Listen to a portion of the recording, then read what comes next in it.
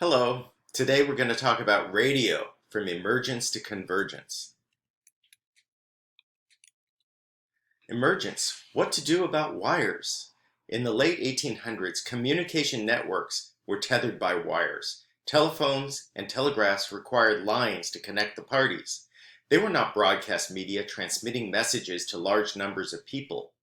Inventors began to look for ways to transcend wires. Scottish physicist James Maxwell and German physicist Heinrich Hertz theorized and proved respectively the existence of radio waves. Marconi, an Italian engineer, developed a way to send telegraph messages over long distances by grounding his transmitter and receiver to the earth. Marconi was the first to patent the idea of the wireless telegraph in 1895. Nikola Tesla and Alexander Popov were two important researchers who actually transmitted signals over long distances. De Forest and Fessenden. Lee De Forest continued the quest to transmit signals without wires, but he became interested in voice and music transmission. In 1902, he set up the wireless telephone company. De Forest created the vacuum tube, which was used extensively to amplify the signals in early radios. Fessenden sent the first voice broadcast on Christmas Eve 1906, transmitting from Brent Rock, Massachusetts.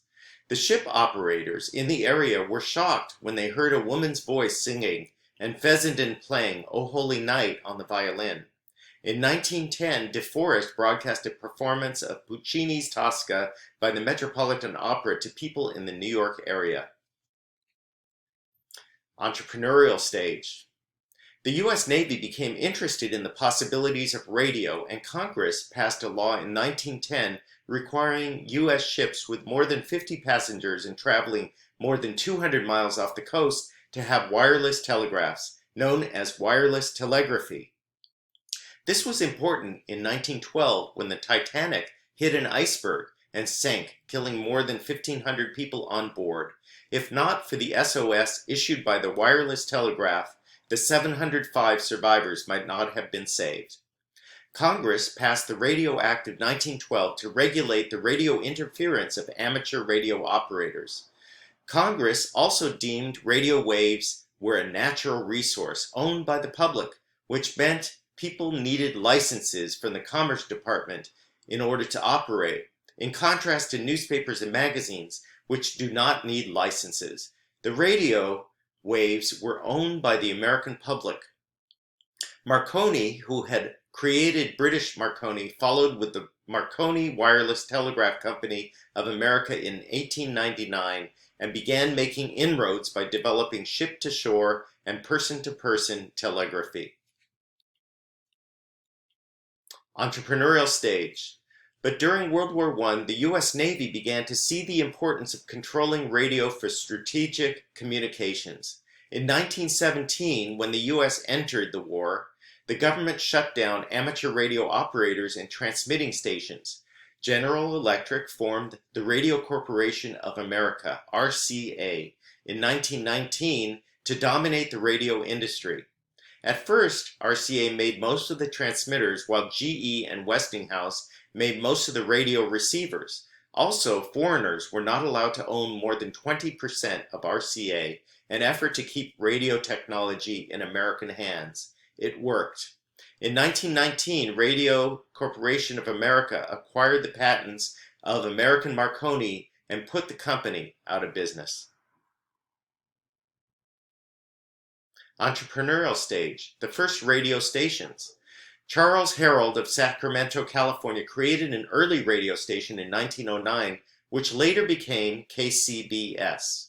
Frank Conrad, a Westinghouse engineer, started a radio station in 1916, setting up a studio above his garage in Pittsburgh, Pennsylvania. He broadcast music and news twice a week. In 1920, Westinghouse created KDKA, considered the first commercial broadcast station. The United States Commerce Department licensed 5 radio stations in 1921 and 600 in 1923. By the end of the year, there were 550,000 radio receivers in the hands of universities and businesses. Mass medium stage. 1925 is the year that radio became the first electronic mass medium in the US, when 5.5 million radios were in use. With radio stations being licensed all over the country by the Commerce Department, AT&T began trying to connect those stations into networks using their telephone lines to try to create a monopoly. New York's WEAF, later WNBC, became the first radio station to sell advertisements. RCA also created a network of competing stations. Ultimately, AT&T was charged with monopoly practices and RCA took over AT&T's telephone network. CBS entered with its own network, and later so did ABC. From 1925 to 1948, people listened to radio by the millions, leading to the golden age of radio. Convergence.